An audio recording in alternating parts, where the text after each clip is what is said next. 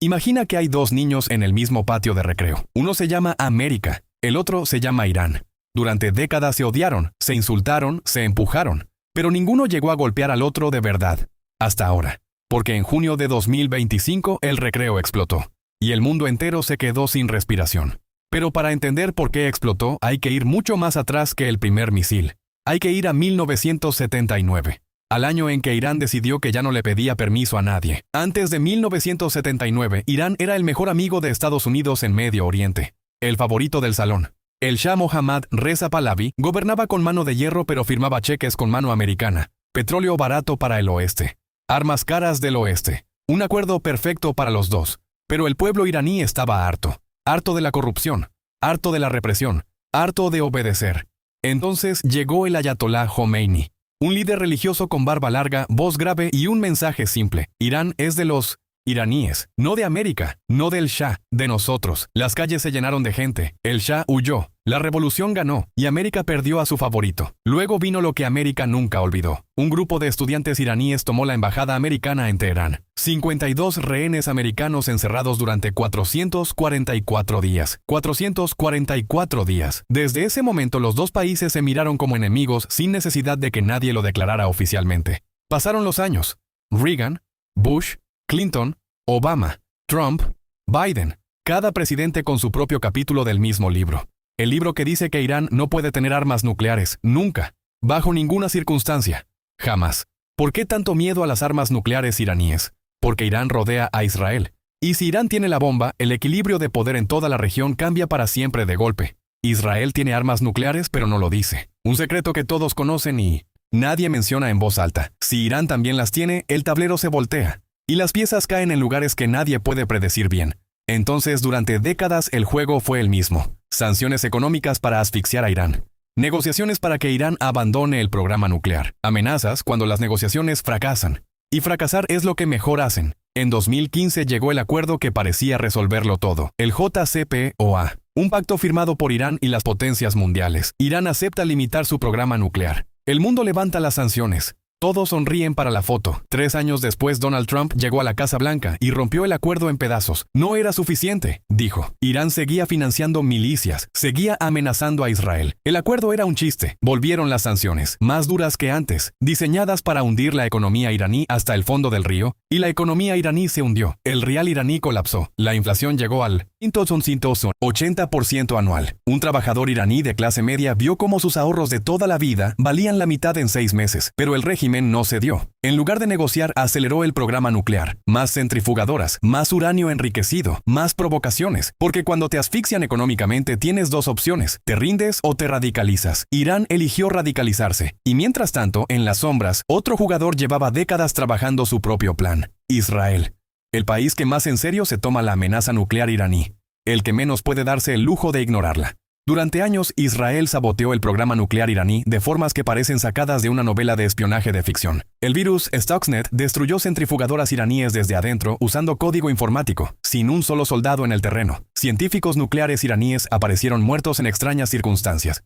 Explosiones en instalaciones clave en momentos imposiblemente convenientes. Israel nunca confirmó nada. Irán nunca pudo probarlo. Pero todos en la región sabían exactamente quién lo hacía. Entonces llegó octubre de 2023. Hamas, el grupo que controla Gaza y que Irán financia y arma, atacó Israel. 1.200 personas asesinadas en un solo día. El ataque terrorista más letal en la historia israelí moderna. Israel respondió con una operación militar en Gaza que duraría meses y que cambiaría el mapa político de la región. Pero mientras Gaza ardía, Irán seguía en las sombras, financiando, armando, coordinando sin ensuciarse las manos directamente. Y así vivieron durante meses. Irán provocando a través de sus milicias, Israel respondiendo sin declarar guerra abierta todavía, hasta que en abril de 2024 Irán lanzó 300 drones y misiles directamente contra territorio israelí por primera vez en su historia. Fue la primera vez que Irán atacó a Israel directamente, no a través de intermediarios. Directamente. Israel, con ayuda de Estados Unidos, Jordania y hasta Arabia Saudita, interceptó casi todo. Los daños fueron mínimos, pero el umbral había cambiado. Lo que antes era una guerra por proxy ahora tenía cara, tenía fecha y tenía dirección. Los meses siguientes fueron una escalada lenta y constante, como subir la temperatura del agua 1 grado por día. Israel eliminó a los líderes de Hezbollah en Líbano, eliminó al líder de Hamas en Teherán, en pleno territorio iraní. Eso último fue una afrenta directa, una bofetada en la cara del régimen delante del mundo entero sin disculpas. Irán juró venganza, como siempre. Pero esta vez la venganza tenía un calendario, y el calendario tenía fecha límite. Entonces llegó 2025, y con él, Donald Trump de nuevo en la Casa Blanca, con una agenda clara respecto a Irán, máxima presión, las sanciones más duras de la historia, cero tolerancia al programa nuclear, cero excepciones, cero negociación blanda, y al mismo tiempo, luz verde para Israel. Haz lo que tengas que hacer. Estados Unidos te respalda.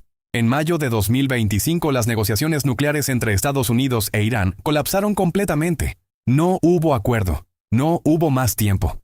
Israel recibió la señal que llevaba años esperando, y actuó. El 12 de junio de 2025, Israel lanzó una operación militar masiva contra las instalaciones nucleares iraníes, bombardeos en Natanz, bombardeos en Fordow, bombardeos en Isfahan, los lugares donde Irán guardaba su programa nuclear más avanzado. No fue un ataque quirúrgico, fue una declaración de guerra disfrazada de operación preventiva. Irán respondió como prometió que respondería. Misiles balísticos, drones, ataques contra bases americanas en la región. Estados Unidos respondió.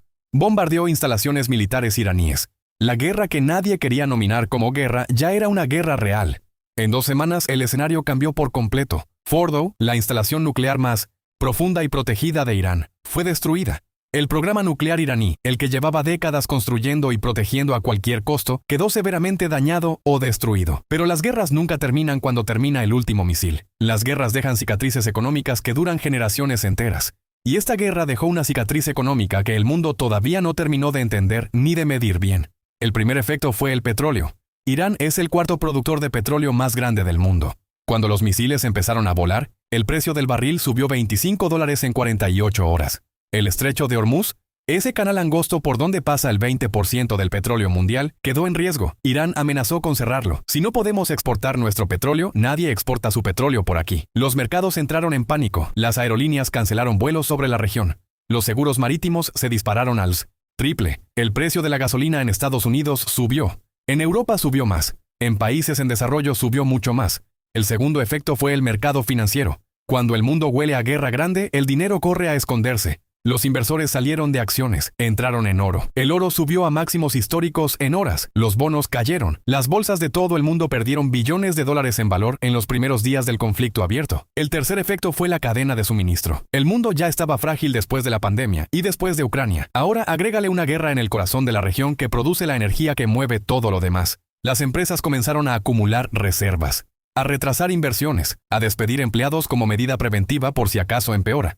El cuarto efecto fue la inflación. El petróleo caro hace todo más caro. Los camiones, los barcos, las fábricas, lo que llega tarde al supermercado cuesta más. Lo que se produce con energía cara cuesta más. Todo cuesta más. Los bancos centrales del mundo se encontraron ante una trampa. Si suben tasas para frenar inflación, enfrían la economía. Si bajan tasas para sostener la economía, la inflación se dispara. No hay salida limpia. Solo hay opciones malas. El quinto efecto fue geopolítico. China aprovechó el caos para profundizar sus lazos con los países del Golfo. Rusia, ya enredada en Ucrania, vio como el mundo distraído en Irán le daba más margen de maniobra propio. La alianza entre Irán, Rusia y China, 3 países sancionados por Occidente, se fortaleció frente a la presión común. El orden mundial que existía desde 1945 ya estaba fracturado.